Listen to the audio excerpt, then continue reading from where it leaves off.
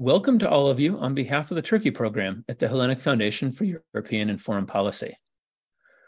We're delighted to have you all with us for today's panel, Transactionalism Tested, Hope, Frustration, and the Future of U.S.-Turkish Ties. We are also delighted to have such an esteemed panel of guests to discuss the topic with us. First, we have Sibel Oktay, Associate Professor at the University of Illinois in Springfield. We're also joined by Soli Özel, a lecturer at Kadir University in Istanbul. And finally, we have Amberin Zaman, a senior correspondent for Moderator, currently based in London. And for those of us who haven't joined us before, I'm Nick Danforth, a non-resident senior research fellow here at ELIAMEP and an editor at War on the Rocks. I'm going to begin by asking each of our panelists to spend a few minutes giving us their thoughts. Then I'll ask a few questions of all of them, and then I'll turn things over to the audience for your questions. So if at any point you have something to ask, please just send an email to events@eliamep.gr. That's events, events, at eliamep, eliamep.gr. They'll forward the questions to me. I'll ask the questions. So with that, again, thank you all for joining us on what I suspect wherever in the world you are is a hot summer day, and hope you enjoy our conversation. Sibel, would you like to start us off? For sure. Thank you. Good morning, afternoon, everyone, wherever across the two sides of the Atlantic you might be, or beyond. And thank you, Nick, for having me on this great panel with two colleagues whose work I admire and follow as much as possible. So I remember having a similar conversation, being on a similar panel, I think it was 2 summers ago, organized by my good friend and colleague, Liesl Hintz. And I remember we entertained this metaphor of the US and Turkey being in a strange marriage, and how the parties may need to go through some kind of counseling to iron out their differences. I feel like 2 years fast forward, it's pretty much the same. The relationship has remained stagnant as far as I'm concerned. Even though the Vilnius summit of the past couple weeks, early in July, seemed to have indicated some kind of thaw or some kind of reconciliation or some kind of a pivot especially on the part of Turkey. I'm sure we're going to entertain that discussion in the remainder of this panel. But I guess my 2 cents would be that this kind of strained marriage is ongoing, and Turkey's potential lifting of the veto against Sweden's NATO membership. I'm still saying potential because that ink has not even been put on paper. The ratification process is still pending at the Turkish parliament, which is on vacation currently. And so I think it would be too naive and premature to argue that this is the beginning of a pivot on the part of Turkey to mend these relations. I think we still have to wait and see first what happens after the legislative session opens in the fall and the Turkish parliament comes back from its vacation. But also going forward, whether this is just a yet another transaction or yet another indication of a transactionalist foreign policy on the part of Turkey, or whether this truly represents a step forward in the rapprochement or mending of the relations between the two countries and NATO allies. I'll stop there. And again, I'm very happy to be here and I look forward to the discussion. Wonderful. Thank you. Soli, do you want to add a few thoughts?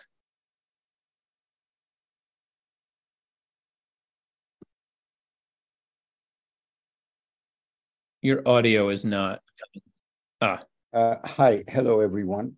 I'm also happy to be here. As I said before, we were joined by the audience. I did read I reread a number of your articles that don't think, on the one hand, that Turkish-US relations are on the right track by any means, but it doesn't stop there. You also think maybe there doesn't have to be even the pretense of strategic relations or even good relations between the two.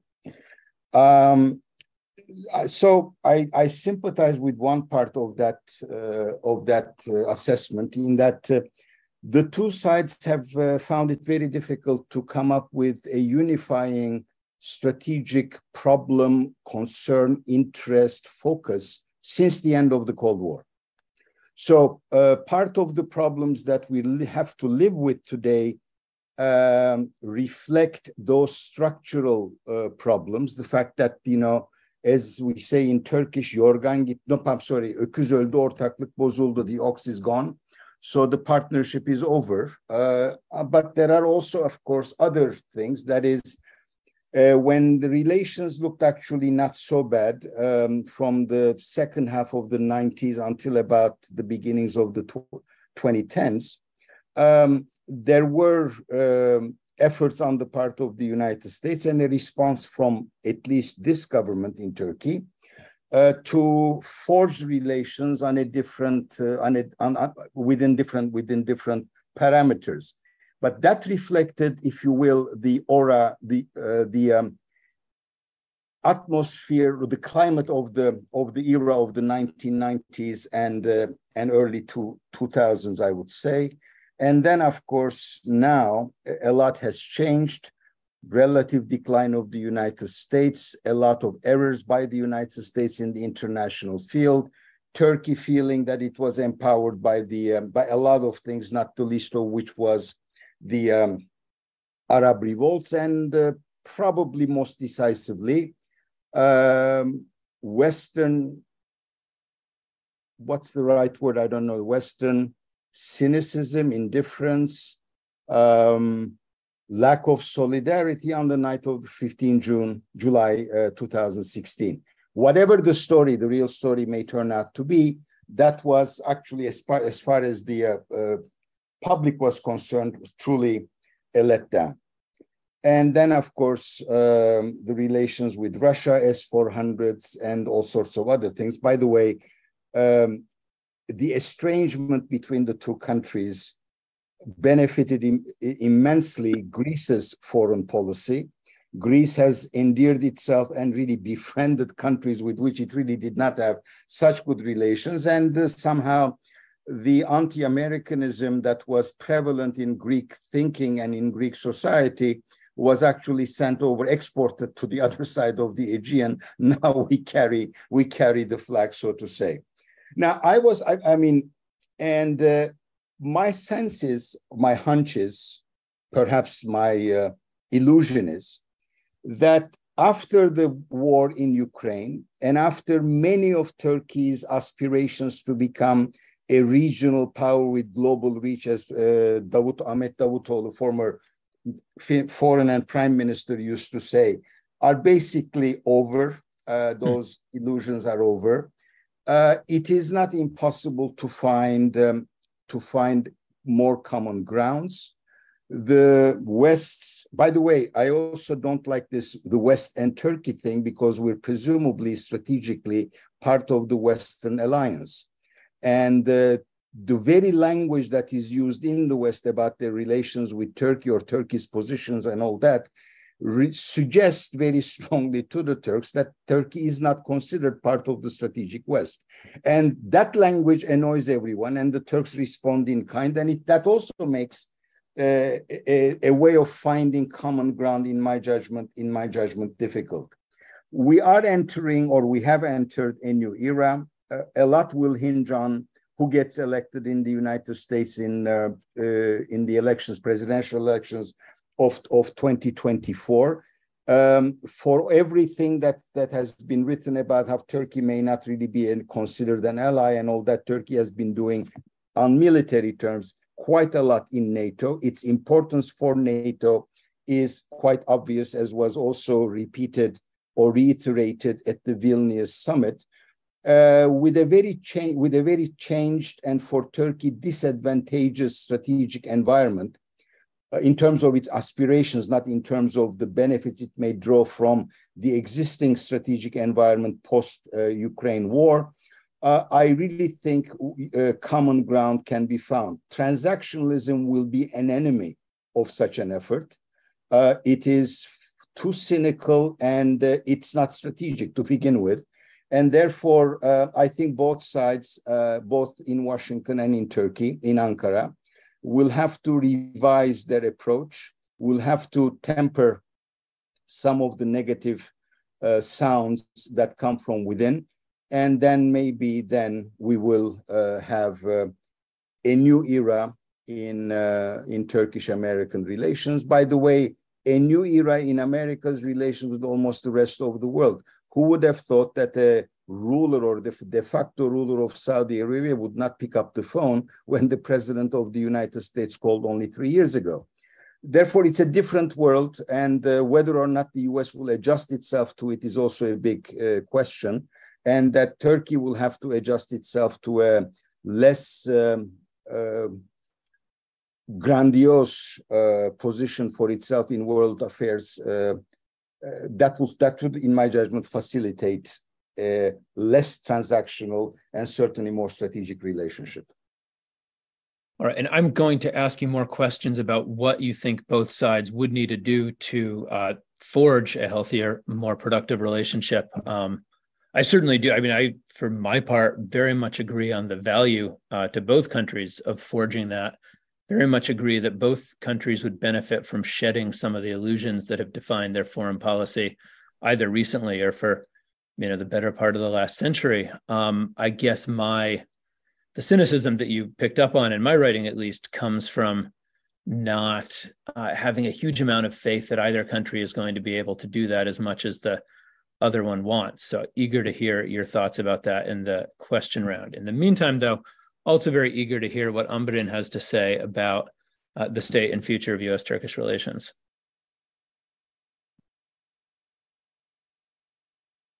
Also not hearing your sound.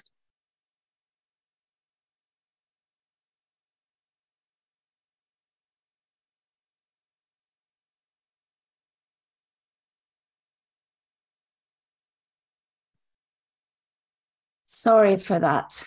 There you go. So thank you again for having me here today among these very illustrious people. So basically what I'd like to say is, first of all, I certainly agree with what both of you said, to some extent with what Soli said, because first of all, I'm not sure what the big difference is between strategic and transactional relations between the two countries, because as I see things, I think they've always been pretty transactional. Maybe the mood music was much, friendlier, and a lot of mutual back slapping and all of that, especially at the height of the Cold War. But even then, you saw that huge rift over Cyprus.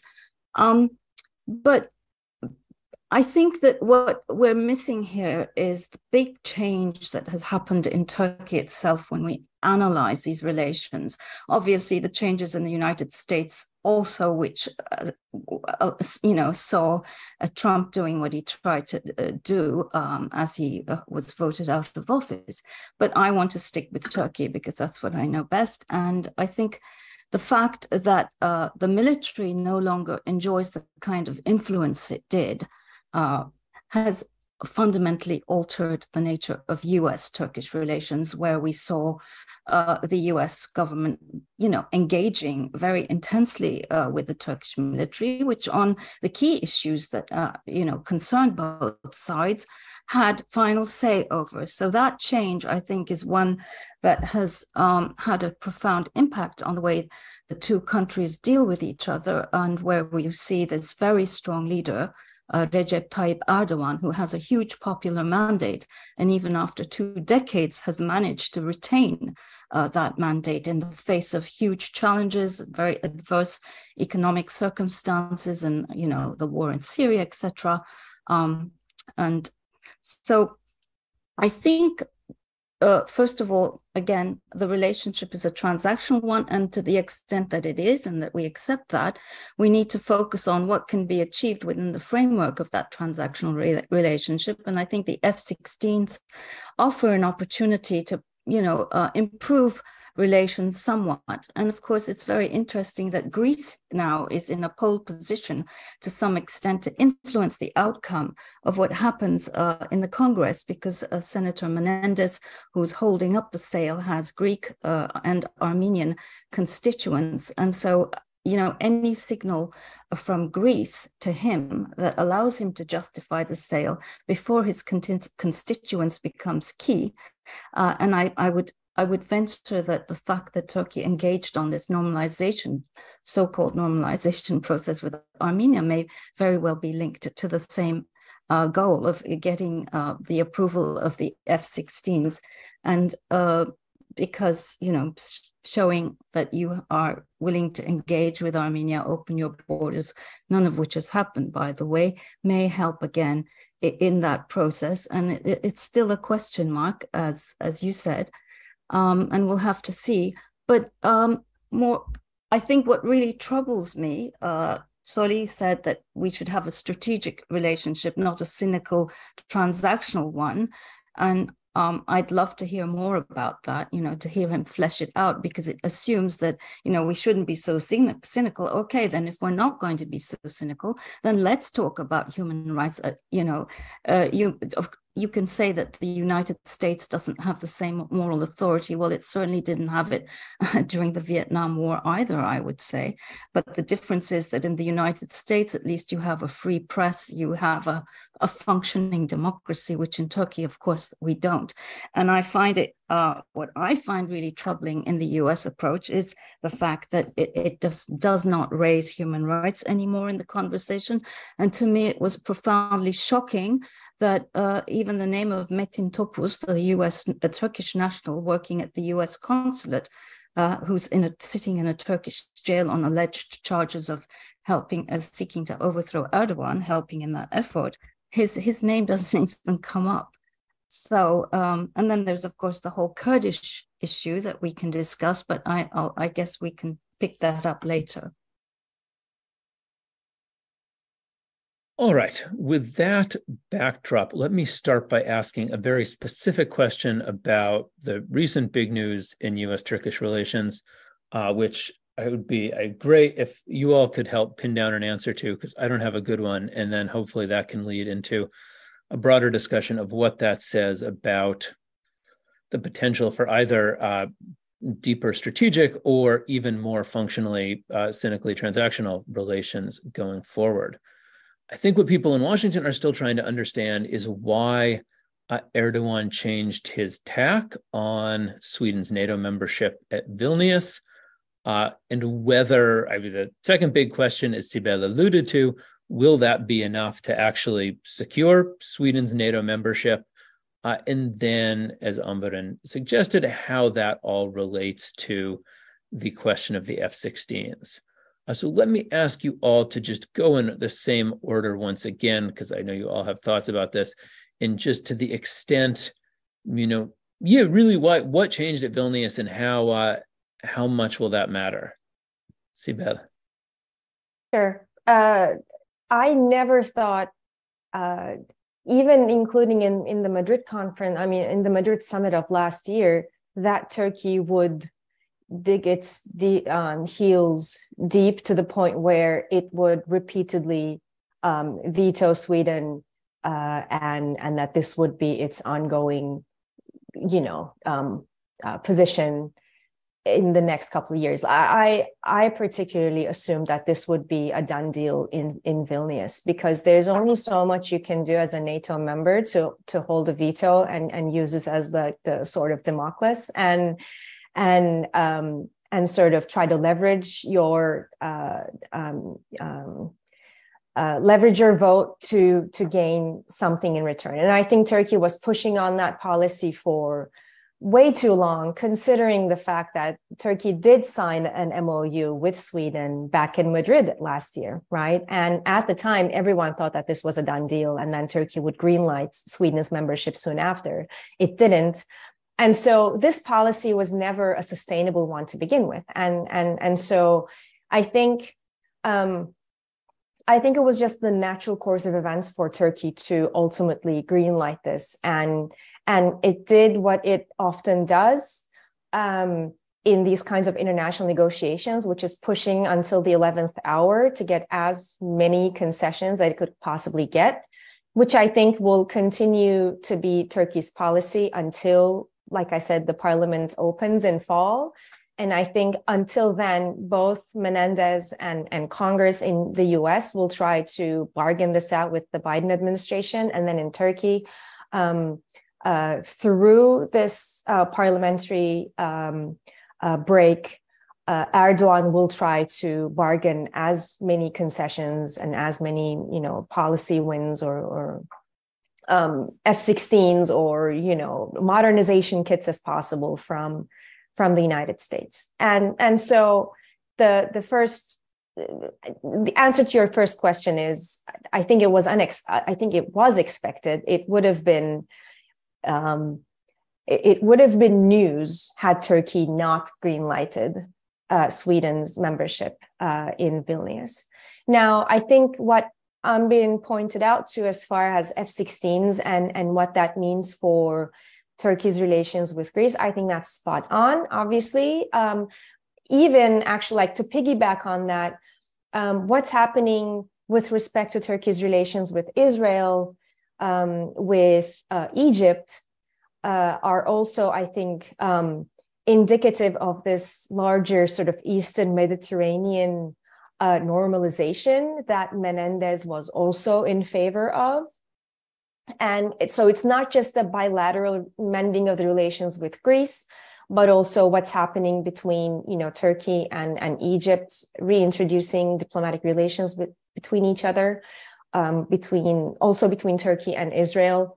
Netanyahu, apparently his trip to Ankara got postponed because of because of an operation that he had to get. But this sort of prospective Netanyahu visit in Ankara for the first time by an Israeli prime minister in 15 years, that's huge. So I think all of these tie back into this F-16 deal and sort of sweeten the deal for Menendez and to facilitate the sale of the F-16s. Now, whether this is part of transactionalism or whether these kinds of sort of multiple data points of Turkey mending its relations with these with its neighbors, is that going to create some kind of path dependency or some kind of long-term change in how Turkey operates in the region and how Turkey operates with US allies and partners? I think that's an open question. So Turkey might be doing all of these for transactional reasons, which is, to save the day and to get whatever you can get on the day that, you're signing these deals and reintroducing ambassadors to each other and whatnot. But whether that will snowball into a change in Turkish foreign policy vision or strategy, if we're going to, use that kind of dichotomy that Soli alluded to, I think that's yet to be seen. Right. Thank you. So the upshot of that is that you actually do think, this might drag on to October. There'll be more frustration. There'll be more uncertainty. But at some point, an agreement will be reached. Sweden will join NATO, and most likely F-16s will be sold. Soli? I was looking on the internet. The National Assembly was supposed to be in recess. It is just met today. In fact, there are rumors that a former ANAP deputy attacked Mustafa Sarıgül. Now, I was told, I was in Ankara yesterday. I was told that they were going to vote on the Swedish thing today. I couldn't verify it. I couldn't see it on any of the platforms. If that is so, don't you think it tells us something about the relation, the relative weight of Washington in Ankara's decisions? And to concur with Sibel Oktay's assessment that there are limits to playing that veto game on Sweden. I mean, to just drag it forward. And I guess to drag it even further would have made maybe Menendez even more intransigent. I would think it would make him more intransigent, and I guess. I mean, that was certainly the concern in Washington. What? That was certainly the concern in Washington, that if this wasn't, I mean, if the ratification didn't happen quickly, it was going to create further obstacles in Congress. So, if a vote is really being taken today in the National Assembly, which has been recalled from recess, so I suppose that tells us something about what, again, Sibel, Oktay suggested. What is Turkish foreign policy's new orientation? It tells us something, doesn't it? Yes, Bibi's visit, which is not happening, and I'm personally very happy that it is not happening, not in view of what is happening in Israel, what has been happening in the West Bank as well. That I really see only partially related to the United States and, to Jewish lobby, Israeli lobby in Washington. I'm relating it more to Turkey's need to find a position in the new configuration of the Middle East where its own hegemonic aspirations have been thwarted. It looks to me the Saudis have the upper hand when it comes to the non-Jewish state and non-Iranian state in the region. And Turkey is left somehow with the Emiratis, Israelis, and itself, and maybe it will forge or it will try to reinforce its historical ties to Jordan. Then if there are other benefits from ameliorating relations with Israel, which I suppose include a concern about undue or excessive Iranian presence and influence in Iraq and Syria, those are things that are still in the making. Finally, one point. Look, we're not living in a world where we can actually speak comfortably about the foreign policy of any major country, is it? Are we? I mean, we don't know what will happen in November 2024 in the United States. And if, God forbid, Trump is elected, he claims that he will end the war in Ukraine in 24 hours. You just think of of the repercussion of just a statement, not even it's happening. Even the Chinese are equivocating, right? They made a bet, and that was a bad bet for them in Russia. And Russia's foreign policy is in tatters. And quite frankly, the Europeans will have to start thinking about their own divisions once this there is a thaw. By the way, the intensity of the attacks by Russia on Odessa, the threat of really war starting in the naval war starting in the Black Sea, don't you think these all make Turkey a particularly important actor for the Western alliance? And don't you think that everybody is going to be positioning themselves accordingly? So I think that until after 2024, where there will be 3 or 4 important elections, everybody's foreign policy is in flux. Yes, everybody has certain strategic visions that they would want to pursue, but whether or not they can do what they want to do will depend on those. Finally, on Amberin's question as well. Whatever the case was during the Cold War, there was a common threat, the Soviet Union. And at the end of the day, the embargo over Cyprus did not last for longer than 3 years. And it is also true that the United States did not particularly care about human rights or democracy or whatever in Turkey until after the Cold War was over, until well into the mid-1990s. It may, again, not really care about those things, but nobody in the world cares about those things these days. We are not living in the 1990s. We're not living in the 2000s. It's more cynical international relations environment than was the case 15, 20 years ago. So transactionalism in that sense during the Cold War is how do you conduct policy day to day? Common enemy, a common institution where you two belong, limits, you know what the limits are to what you can do and stuff like that.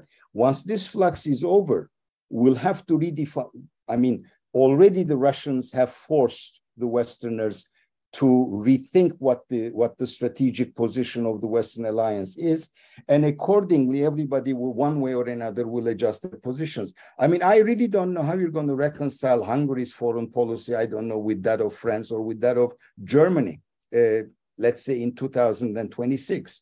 But either the new conditions, structural conditions in Europe, security-wise and stuff, will lead everyone to try to find a common ground, or it will be really a melee, and it will not be good for certainly the Europeans. And that brings me to final point. I mean, the second final point. I'm sorry.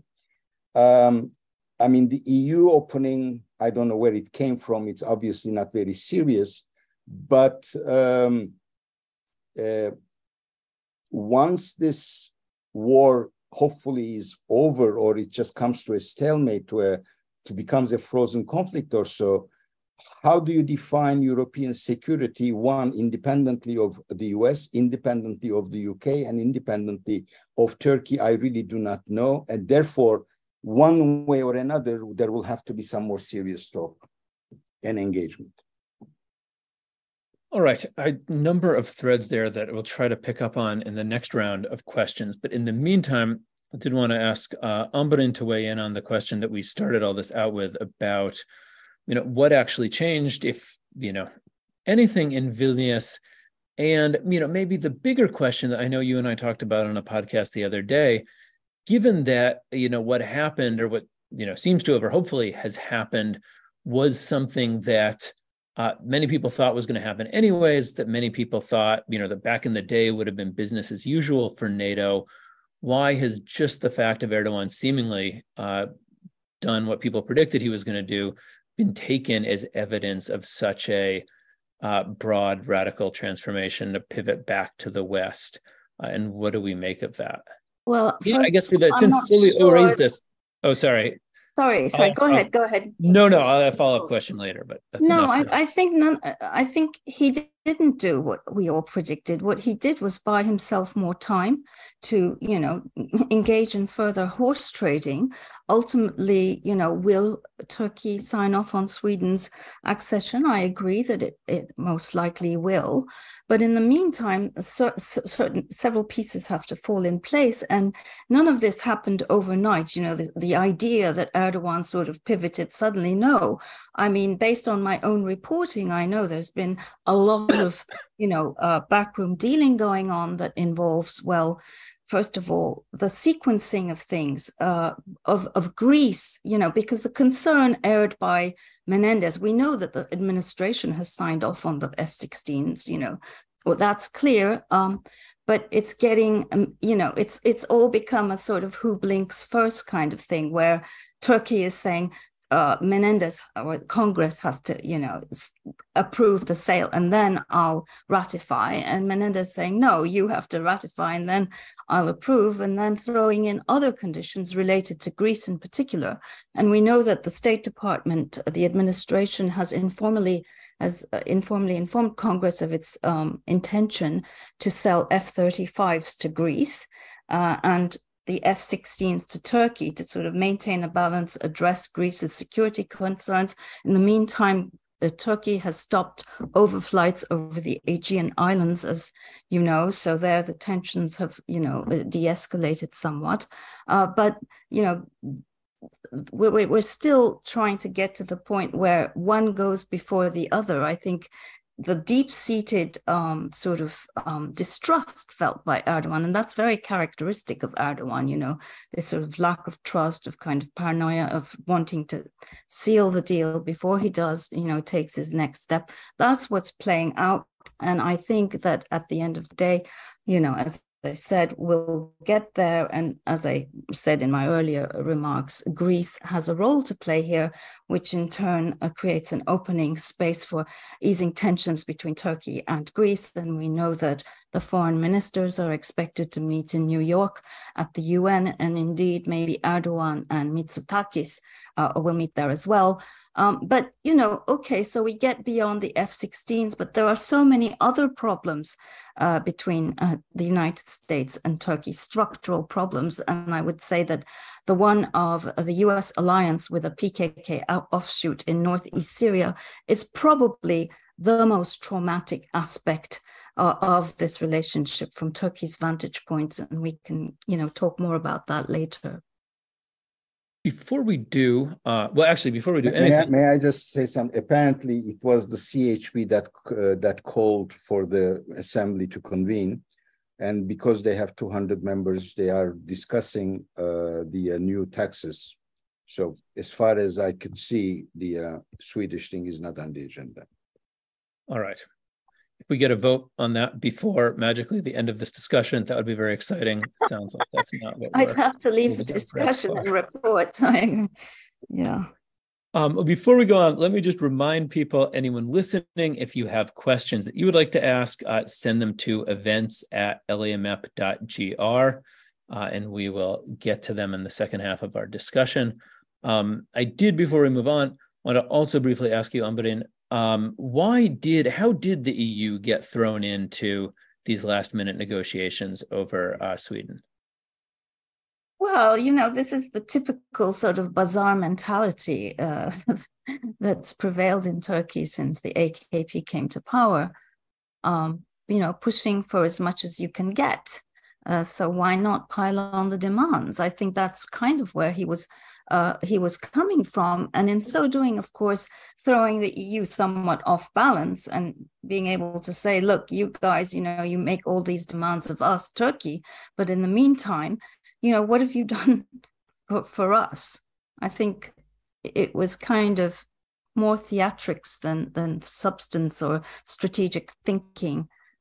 So it was about symbolically, you know, leveling the playing field or turning the tables rather than some belief that this would actually happen, and B, some belief that this would be a positive signal to. Well, yeah, throwing in some more demands, you know. You want to hear my theory of it? Yes. Yes. I think it was, so there's a saying in Turkish, which you guys all know. It goes something like, you show death and you convince people of the plague. So you know, malaria. That would be the literal translation. So I mean, considering who's a member of NATO and who's a member of the EU, that intersection of those two sets is pretty large. And the EU members of NATO would never, ever even start to consider that kind of a demand for Turkey to be able to lift its veto. And so by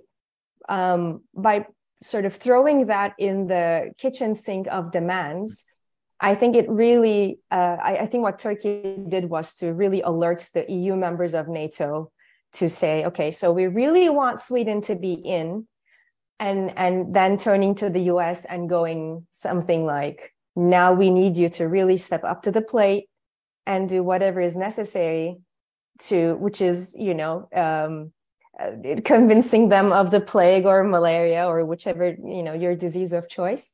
And say, you know, why don't you continue pressuring either Congress or, you know, really work out this F-16 deal, because this is a no-go for us. So I think the EU demand was just theatrics. I agree, but also that helped, I think, in terms of putting more weight on the US's shoulders to negotiate that deal with Turkey bilaterally. All right, for the next round of questions, I did want to follow up on what several of you have already mentioned about Turkey's rapprochement with countries in the Middle East. We've talked a little bit about Saudi Arabia and the Gulf states. I'm curious to ask a little more about how the relationship with Israel might unfold. Egypt, we just very briefly touched on, something that seems where Turkey's rapprochement seems to be making progress, although again, we're not sure how this is going to play out in Libya, which apparently was one of the sticking points up until now. And I haven't heard people talk much about Turkish policy in Libya, so I'd be curious to ask about that. And then, of course, Amberin brought up America's relationship with the PKK offshoot in Syria. There's also the burgeoning or non-burgeoning rapprochement with the Assad regime. And so one which honestly, to Soli's earlier point, I mean, I think speaks to the extent to which, Assad is now improving ties with all of his neighbors. It speaks to something of the powerlessness and the futility of both U.S. and Turkish ambitions in the Middle East. I mean, I think both countries seem to be seeing the limits of their power in this development. So, well, that's about 6 questions. Let me, if anyone wants to jump in and try to answer any of them, we can see how many we can sort out. Sibel Hanım, buyurun. You want me to go? I already spoke for another round, so I thought maybe Soli would take it. But yeah, that's a lot of questions there. So I mean, like I said, I think the Eastern Mediterranean policy is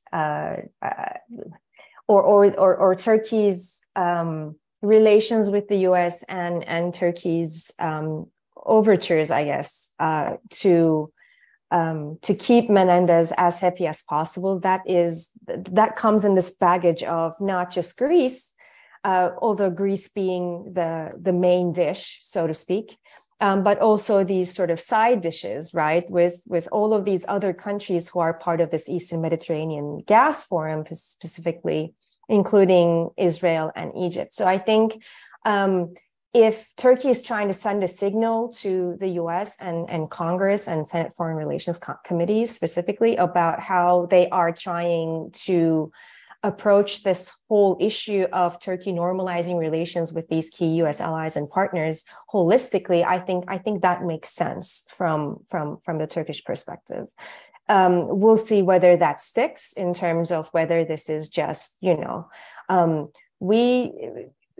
Turkey sort of going out and making these announcements like we are reintroducing diplomatic relations with these countries, and then sort of doing flyovers on Aegean Islands once again. So like, we'll see what this means in the long run. And I think that's the approach that Menendez has as well, saying, yes, I see these overtures between the two countries, or between Turkey and all of these Eastern Mediterranean countries.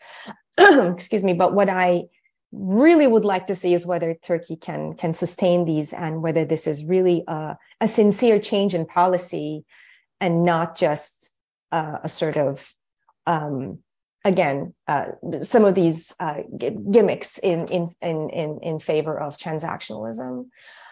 As far as the U.S. relations with the northern Syrian Kurds and Turkey, I've always been of the opinion that Turkey brought this upon itself. Had Turkey put on a more assertive, decisive fight against ISIS when bombs were going off in Turkey left and right, and had Turkey not waited on, closing the borders and taking the steps that everyone, including people inside of Turkey, as well as the United States, asked Turkey to do, the United States would not have relied on the northern Syrian Kurds as much as we had. So I think part of the reason is part of this relation, or part of this strain in relations, and Turkey feeling betrayed over the U.S. Cooperation with Kurds. I think there is some room for Turkey to turn the mirror upon itself and face what it has done in the region. That was contrary to not just the interests of the alliance or its relations with the United States, but in terms of Turkey's own national security interests. So I think there's some truth telling to be done there. These were and as far as like the relations with Syria, that's what happened with Egypt, as we've seen, right? Again, going with the Turkish idioms and metaphors, you kiss the hand that you can't bend, And that's what happened with Egypt. And it seems that's what's going to happen in Syria ultimately. A country who's in dire economic straits can only stretch for so long. And Turkey, I think, has reached its level of sort of military and economic stretch. And I think it's time to sort of order their, put the house back in order, so to speak. So I think that relationship will normalize, even though it's something that I'm assuming the Erdogan government would not have wanted to do. Soli, let me pivot to you. And I did want to ask, getting back to what we were talking about at the very beginning, with Turkey's rapprochement with Greece and Israel, that certainly these seem to fit with the model of Turkey trying to improve ties with countries that are close to Washington in a way that does seem to reaffirm Washington's continuing influence in the region. When it comes to the Gulf states, though, you could read it that way, or you could read it, in a different way, as you seem to suggest, which is this, is this Turkey also trying to take advantage of the growing tensions between the United States and some of its previous very close, but now slightly more estranged partners in the region? First of all, I think that region is far too complicated now. Who would have thought, again, 5 years ago, that MBS would want to, if not eliminate, definitely downgrade MBZ, who was his mentor. Who would have thought that Saudi Arabia and Emiratis would be estranged, and who would have thought that Qatar would have joined and would be happily living with. So again, everything is in flux, and I think the Saudis also managed to get the attention of the United States by allowing the Chinese to facilitate the deal with Iran. Now ambassadors are going to be exchanged. All of this shows that, regional countries are doing what they can in order to see whether or not this region can be governed, can be managed without an overwhelming American presence and bowing to American will. And as I said, they drew the attention of the United States, and now they want a security agreement with the United States and civilian nuclear power plants monitored by the United States. And somehow it looks like the Saudis are really negotiating, hard bargainers. Okay. Now, the reason why Turkey goes to those countries, as I said, I think Turkey lost its bid to become the dominant Sunni power in the region, and financially it is in dire circumstances. We are all betting whether or not, or we're taking bets whether or not Turkey can actually hold financially until the municipal elections, because we know after the municipal elections it will be deluge for those of us who live in the country, especially the urban middle classes are going to suffer a lot. They need the resources. So far, the Emiratis made a lot of promises, but hard cash is about $8 to $10 billion that will be coming in installments. That really is not enough for the Turkish economy. All those promised investments. Only way you could take that memorandum of understanding seriously is because the Emiratis have close relations with Israel, have invested in Israeli technology. They want to cooperate with the Israelis. Maybe Turkey could be a production place. But then again, with what goes on in Israel, I don't think even the Emiratis would not want to touch the Israelis with a 10-foot pole. So it will get more complicated. And honestly, our public seems to be even less sensitive to what goes on in Israel than definitely monarchies populations, and I'm not sure that this can actually be sustained as well. As for Syria, why should Assad rush? I mean, Turkey cannot give him money. Turkey wants to build the houses to which people are supposedly going to return. I don't know how many will or can. Assad's condition is very clear. I want you to take your soldiers out of the north of the country. I am not sure that Turkey can actually deliver that. Now, who's going to broker an agreement whereby Assad will make his demand more flexible? I mean, okay, give you a timeline and whatever. And Turkey is very vulnerable. If anybody attacked Idlib, and if in Idlib, Iran again towards the Turkish borders started, how do we deal with it? We don't know what the United States wants to do in Syria, whether it wants to do anything in Syria, whether it has a plan at all. And can Turkey and the United States speak with one another? Those are all questions to which I really do not have any answers. And I do agree with Sibel Oktay about how Turkey kind of brought this PYD-YPG cooperation with the United States upon itself because of its own security concerns. And as wrong a move as it may have been not to help the Kurds when Kobani was besieged, once the deed was done, I think the United States could have been more sensitive to Turkey's security concerns, and it wasn't. And that is, I think Amberin mentioned the fact that the Turkish military lost its political weight or its weight in the making of Turkish strategic choices makes a difference. But the Turkish military had very problematic relations with CENTCOM, as opposed to having fairly good relations with Eurocom. And it is really more an institutional thing than a country thing that CENTCOM and Turkey the Turkish military really don't see eye to eye since the March 1, 2003 decree that was not passed. And then the Süleymaniye incident whereby 11 Turkish special operations officers were sacks were put on their heads and stuff. The Turkish public doesn't really forget that. But little by little, CENTCOM's weight in the American military is receding. The last several chairmen of the Joint Chiefs of Staff were from CENTCOM. This is now changing. Their weight is receding.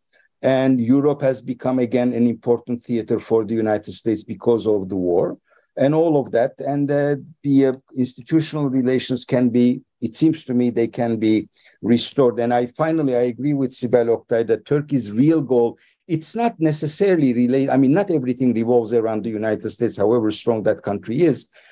Turkey cannot be kept out of the Eastern Mediterranean Forum, period. And for that, you need to have decent relations with Greece. How you handle Cyprus, I don't know. I'll come to that in a moment. You do good with Egypt, accept their conditions. Maybe those conditions include a change of policy in Libya. Since I don't follow Libya, I really don't know. And definitely Israel and the Emiratis, and I think they would be supporting. And I think the Israelis have even begun to talk about Turkey joining East Mediterranean Forum. On Cyprus, on the 20th, what was it, the 49th anniversary of the intervention in Cyprus after the coup staged by the Greek junta and the EOKB against President Makarios. Erdogan went to Cyprus and gave a speech. I think it is not unimportant that during that speech, he didn't talk about a two-state solution, but he talked about two sovereign states, which is, by the way, the language of the Annan Plan. Will anybody pick up on that? I don't know. Are the Greek Cypriots finally readier or closer to accepting the political equality of Turkish Cypriots? I don't know. So far, they have been very reluctant to accept that. But I think that speech and what the wording of that speech was is not to be ignored.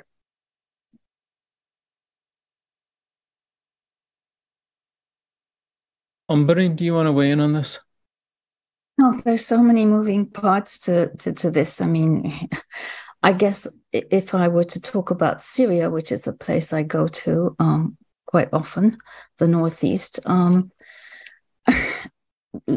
I mean, looking at the US involvement there, I totally agree that there appears to be no sort of clearly articulated strategy or plan. They keep saying it's all about, degrading ISIS and making it disappear completely. That's the justification for the US presence on the ground there, which significantly, I think, Turkey now opposes, because until recently, Turkey was not telling the US to leave Syria. It just wanted to do business with the US itself rather than have the US continue its partnership with PYD SDF there. But, just looking at the situation on the ground, the continued harassment of US forces on the ground by Russia, by Iran-backed militias, it's quite interesting that whereas in the past, it was CENTCOM that was advocating this partnership and so gung-ho about everything. Today, from what I'm hearing, it's CENTCOM that's beginning to air misgivings about the continued presence there on the ground and gaming scenarios where they would continue the campaign to degrade and destroy ISIS without necessarily being there on the ground. So that, could perhaps help, break that deadlock between the US and Turkey just by virtue of, other factors intervening.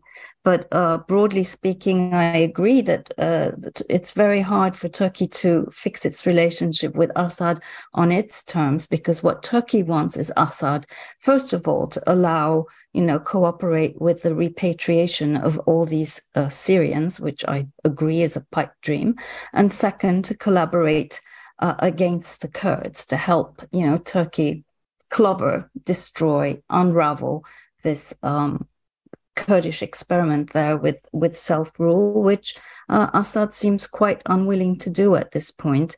So I don't see how you move forward. But I would argue that, we were talking about how Turkey should have done this or that with ISIS. Totally agree. They should have never become, the jihadi highway, as it were, allowing all those people to come in. But equally, I think that it was a missed opportunity in terms of Turkey fixing its own Kurdish problem. And that's something we can, discuss maybe, but I don't know if it fits into this, under this rubric headline.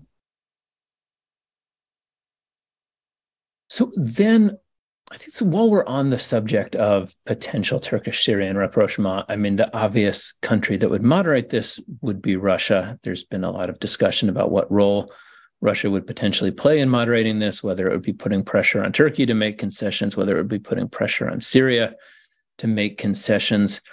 I wanted to take a step back, because part of the enthusiasm in some circles in Washington about Turkish pivot back to the West has been on account of the seemingly worsening ties between Turkey and Russia. They saw the news about the Azov battalion, the breakdown of the Black Sea grain deal. Let's sort of talk long term about how do you see the evolution of the Turkish-Russian relationship? How have the events of the last month or so changed it? And how would the potential future course of the war in Ukraine influence it going forward? If anyone, so I'll go out on a limb. Yeah, I'll take this. So when the news broke that Russia was withdrawing from the grain initiative, and this is me doing some kind of a wild speculation. But with Turkish politics, you can never be super sure about what's happening and who's thinking when. So I'm just going to go ahead and say it. So when Turkey was a mediator between Syria and Israel, and also with the Palestinians back in the early 2000s, closer to 2008, before Operation Cast Lead, Turkey had very good relations with Israel. And then those relations turned on a dime, and Turkey began considering Israel an adversary in the region when it was found out that even though Ehud Barak was in Ankara, he did not let Erdogan in on the secret that an operation was going to happen imminently. Right, sorry, it's not Barak, it's Olmert. You're right. And so that was a sort of a reversal of relations. And so I'm wondering, I really wish we had more investigative journalism around what's happening inside Erdogan's circle and how it reverberated, this decision by Russia to withdraw from the grain deal reverberated in his palace and among his advisors. So a part of me sort of speculates that this might be this might be sort of a flashback to Erdogan's sort of personal humiliation back in 2008 when he hosts Israel's prime minister. He's been mediating these relations between Israel and the Arab countries, and then he has no idea that Israel is going to attack the Arab neighbors, and Operation Casa will be starting. So I think Turkey and Russia's relations are much deeper in all sorts of different directions and dimensions compared to Turkey's relations with Israel at the time, especially. And so I don't think this will be the beginning of a hard pivot away from Russia.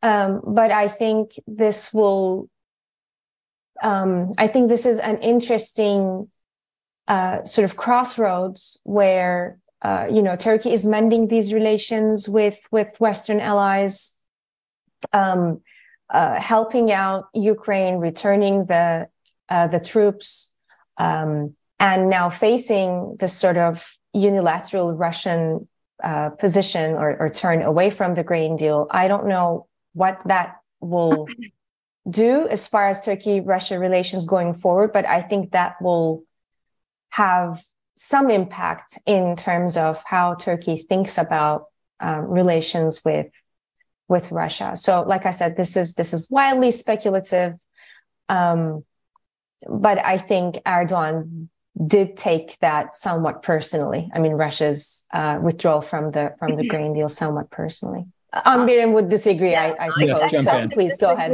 Yeah, I kind of disagree because just, judging by the sort of statements that have been coming out of the Kremlin, have been coming out of Ankara, I'm not privy to the conversations that take place inside his palace. But I think on the, I think that in fact this was not unexpected from Turkey's point of view, because Russia had been warning that it would be doing this for some time, in the same way that it had been warning that it would veto the cross-border, the UN access to Syria via Turkey for some time, and it did. So you have no more UN access to areas outside the regime's control. So I think that, if anything, perhaps it bolsters Turkey's position to the extent that it allows Turkey to once again be the one to fix the problem. And you keep hearing Erdogan saying that he's expecting Putin to come to Turkey. If he doesn't, it's not because he doesn't want to so much, I would venture. I'm no Kremlin expert, but more to do with the fact that he's unsure of his position back home in this post-Wagner environment. And I would additionally argue that what happened with Wagner and all of that has only made strengthened Turkey's hand in its relationship with Russia. I don't think that Russia can at this point afford to have any kind of fallout with Erdogan, because he's just that much more dependent on Turkey at this point. Turkey is still the one country that is not joining in Western sanctions against Russia. It's become a backdoor for re-exporting goods to Russia, finding all kinds of devious ways to get stuff to Russia that Russia needs and that should, in fact, not get to Russia by the West's reckoning. So I don't really see that. And just, I call this the tomato meter, that imports, tomato imports are a huge thing, or exports rather, for Turkish, farmers. And Russia just increased the quota from 350,000 tons annually to 500,000 tons. Now, if the Kremlin was trying to signal something to Turkey, I would think that the tomatoes, or, reducing the number of flights to Turkey, the charter flights, and they're packed, Russians going to Turkey in droves and buying property and what have you. I just don't think that it's in Russia's interest, in Putin's interest at this point. So I think that, he can't tolerate what Erdogan is doing with NATO, etc. And finally, in the final analysis, what has Erdogan done? Has he approved Sweden's membership? Not yet. So I kind of disagree with you on that point, Sibel, but maybe I'm wrong. I'm often wrong. Before I turn things over to Soli, I just wanted to say again, if people have questions, events@eliamep.gr. Soli. Look, I must say, I obviously do not like what the Russians have done since the 24th of February 2022, but the conditions that they have put forward in order to continue with the grain deal, leaky though they might be, doesn't strike me as totally irrational or unfair, quite frankly. If you're not going to play ball, they're not going to play ball either. And I guess, and since we don't really know much about what's going on in the inner circles, Putin may have had to show that he was a very tough guy. As for Turkey-Russia relations, Turkey would not have wanted a very strong Russia to emerge at the end of this war. Wagner showed, though, that the Russian regime is not as strong as Erdogan or his government may have thought either. Therefore, yes, I agree with Amberin that Russia is more dependent on Turkey than Turkey is on Russia these days. Turkey will take advantage of that. But I also think that whether I would call it a pivot, I don't know, but Turkey's commitment in general to the Western alliance is now cast in stone. Remember that the S-400s are still not deployed. So the relations with Russia may take a different tone, but that's about it. By the way, a very strong Russia that controls the Black Sea obviously is not to the liking of Turkey, but neither is a Russia that is so unstable as to basically have a lot of centripetal forces to threaten the unity of the Russian Federation as well. So in a way, and I don't think any of the riparians of the Black Sea would be very happy, however, they may not like of Russia to have a very unstable Russia on the shores of the Black Sea either. So personally, by and large, I really think Turkey managed this, the diplomacy of this war okay. Any further thoughts about this before we shift to, I wanted to ask about domestic politics in both the United States and Turkey? About the war in Ukraine? Yes, and how that's going to play out for... I don't know. I mean, again, if this Odessa thing, if the attacks on Odessa continue, I read just now that the Ukrainians have sent drones and then bombed some things in Moscow. If this tit for tat continues, if there is a naval clash on the Black Sea, I really don't know where that would end. I mean, it's a very incendiary situation, quite frankly. So I mean, and there is nobody to tame the Russians or to actually get them to play within the acceptable limits of warfare in these days. They may destroy the entire city for all I know. And then the Ukrainians will feel compelled to respond. It may become very dangerous, yeah. And then that may push Turkey to take a position that it may not want to take. I don't know. Well, that's in one way or another, it would put more pressure on Turkey. It might give greater importance to Turkey. It also might increase the frustration. And Lucy, Turkey invoked, I think, one article of the article of the Montreux that is invoked is that the belligerents cannot pass the strait, cannot use the straits. But effectively, no military naval craft can actually pass. So It's actually another article. Now, would there be pressure on Turkey to change that and then just keep the belligerents out of the straits? But maybe NATO ships to come in. I'm sure there are people who want that to happen, and I don't think Turkey would like to do that. So we'll see in the next few weeks or months. But I guess Turkey will resist as much as it can. Anything else on Ukraine or Russia before we move on?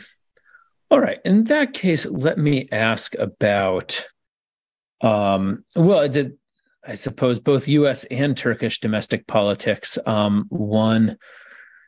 Before the election, I said something to the effect of, if Erdogan won and the situation in Turkey became increasingly authoritarian, part of the U.S. response to that would be shaped by the degree to which the opposition in Turkey managed to speak with one coherent voice about what it wanted from U.S. policy. That seems less likely now.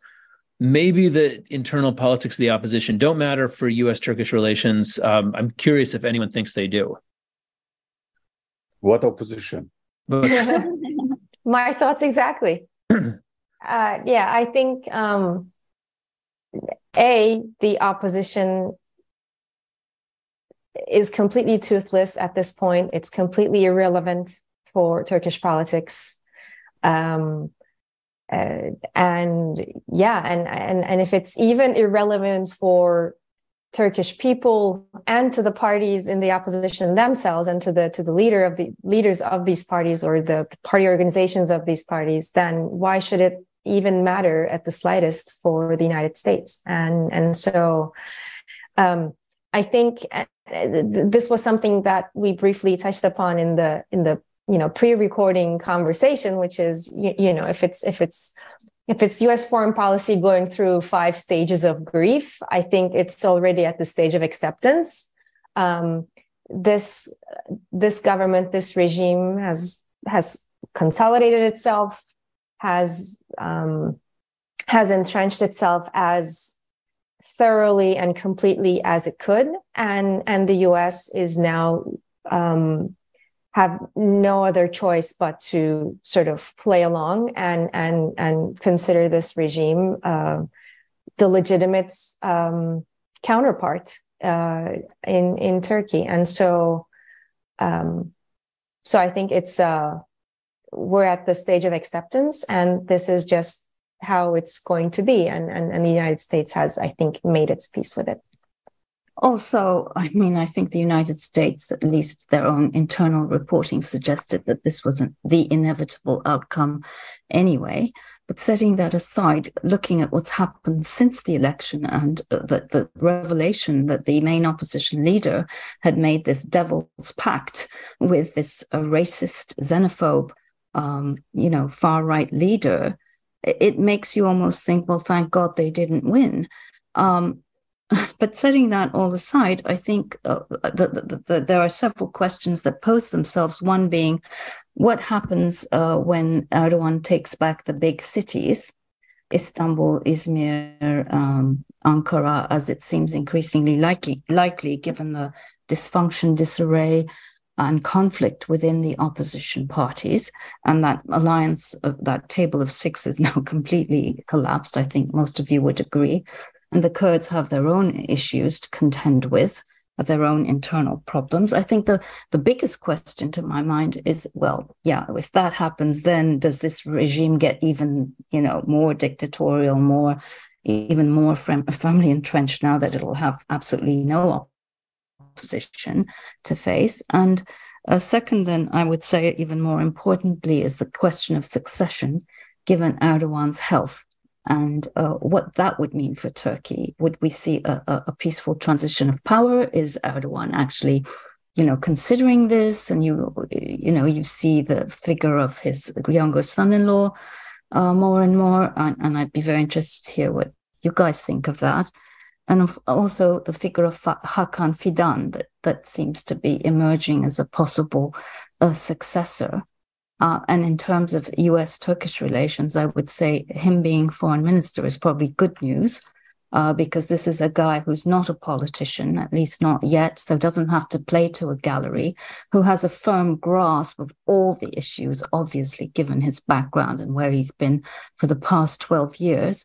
A man who has great experience of negotiating, dealing with foreign governments, helped in all of these rapprochement efforts with various countries, and understands Russia, etc. And so I think, sure, Erdogan is the final arbiter of all in Turkey, but I think that perhaps Fidan, more than many, has some influence over his thinking. So, yeah.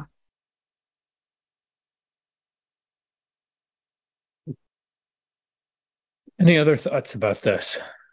Well, honestly, I do agree with this Sibel, Oktay, that regime is consolidated, but it still has governance problems, severe governance problems, because its makeup was awfully prepared in the beginning. Maybe the next task is going to be to repair those, number one. Number two, it is also clear that until the municipal elections, nothing serious is going to be done in the economy, and we'll muddle through with high inflation, negative interest rates, if they can control the currency, and hopefully not too high rate of unemployment. Starting in November, we will all be getting our gifts, the largesse of the government, and then after the municipal elections, we will truly have a very, very tight, belt tightening of the first order. But then it will all be over. I see no way the opposition can get its act together. What is transpiring in front of our eyes is shameful, which is a pity, because at the end of the day, the opposition does represent mainly Turkey's value producers. I mean, those who actually pay for all the largesse, and we're being under a lot of pressure. Urban middle class, educated urban middle class living standards are declining. There's almost an assault against them deliberately. But we cannot underestimate, I think, the impact that economic crisis that is finally reaching the periphery might have. My own fantasy is for independents to run for office in municipalities that CHP has comfortably controlled and didn't really serve well for all those decades. It's fantastic.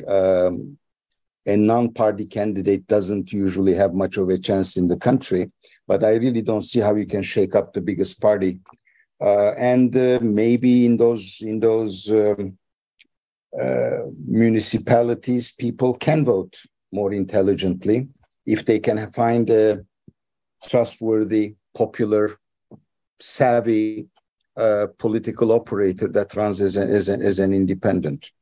But again, the regime is indeed consolidated, but it will have its own inner problems. And the question of succession is indeed the only important question for the moment on our agenda. We'll just have to hope that it is not a crisis-ridden succession. Now, in our final minutes, let's pivot to the West and discuss political dysfunction in Washington. I'm curious to hear what people think the upcoming U.S. presidential elections will mean for U.S.-Turkish ties and U.S. policy in the Eastern Mediterranean. And I think it would be worth considering, obviously, if Biden won or a similar Democrat won, can probably guess what it would look like. If Trump won again, what that would look like. And then I think it's worth asking, if a non-Trump Republican won. I mean, it was striking to me that at the end of his time as Secretary of State, one of the few areas Mike Pompeo did seem to very publicly break with Trump on was, when Pompeo seemed to have his own political ambitions, was trying to position himself as more anti-Turkey. Yeah. So I'm curious what you all think about those three scenarios. I think it's way too soon to tell. And I mean, what's going to happen with the court cases with Trump and whether that's going to prevent him or not prevent per se, but dissuade him from running or create some pressure in the party to sort of against his candidacy. What's going to happen with DeSantis or any of the other alternative candidates who might be running for the primaries? So I think the Republican side is, I think, still kind of in turmoil, and I don't think Trump's candidacy is a done deal. But in the event that a Republican wins, I think, again, all of this is speculation, right? I don't think any one of us is informed enough to really comment on or sort of have a realistic prediction. But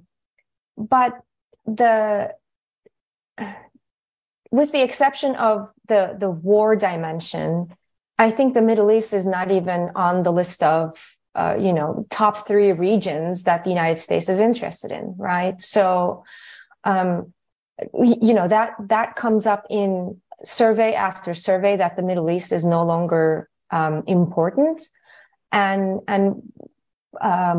I think with a Republican administration, considering the fact that even in Congress and even McCarthy is sort of lukewarm about extending further military aid in Ukraine, a Republican administration will almost certainly try to sort of pivot away from the Ukraine theater and have a lot of reservations or a lot of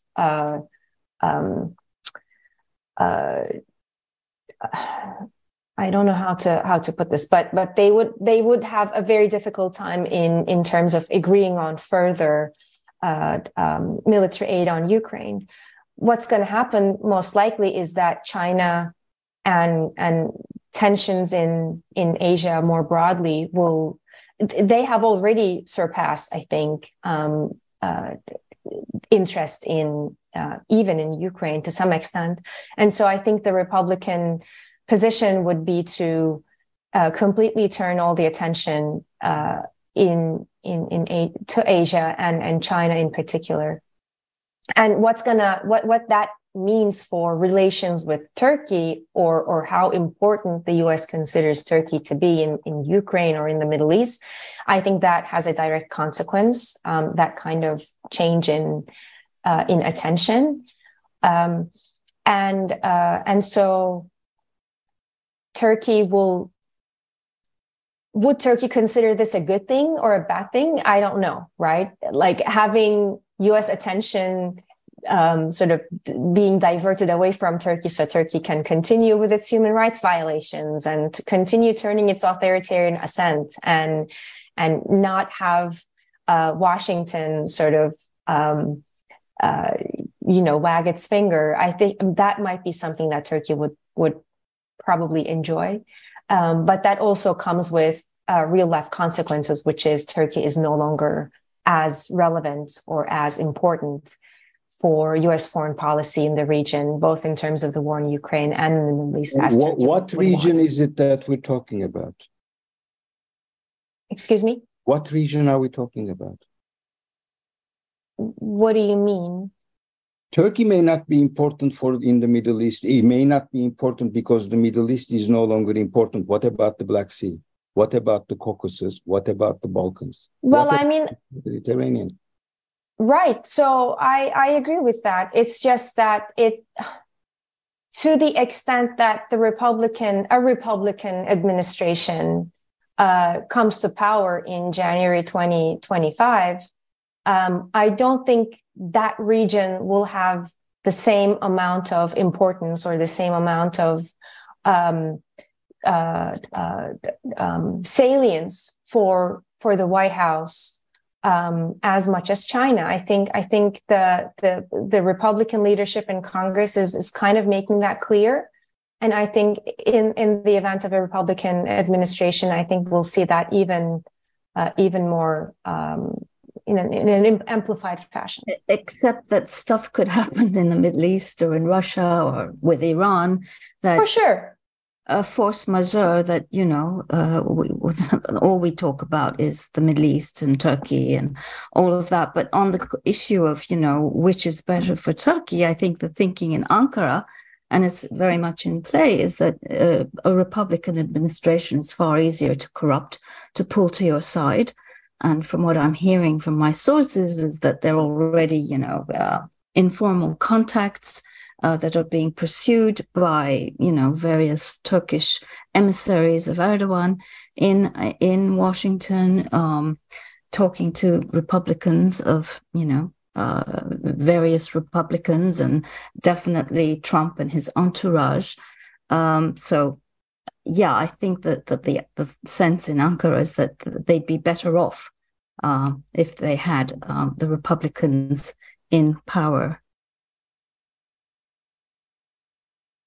All right, we have 3 minutes left. Any final thoughts before we have to wrap up? Yeah, I have just one quick thing I'd like to say, but Soli should talk. What I could say is that. Go ahead, Amberin. I'm just going to say that Ankara used to be a very, appealing post for U.S. diplomats. It's not anymore. It's unpleasant. It's tough. It's hard. They're tired of, being in a country which keeps telling them how terrible they are. And that's the experience of the new crop of State Department diplomats who will rise to become ambassadors, have positions of influence. And I think that's very unfortunate. And however small, will have an impact on the relationship going forward. I will conclude with the greatest American philosopher that I know, Yogi Berra. I refuse to make predictions, especially about the future. Right. Nonetheless, I think there is institutional commitment in the United States to the Black Sea, to Europe, to European security, however important Asia and China's containment might be.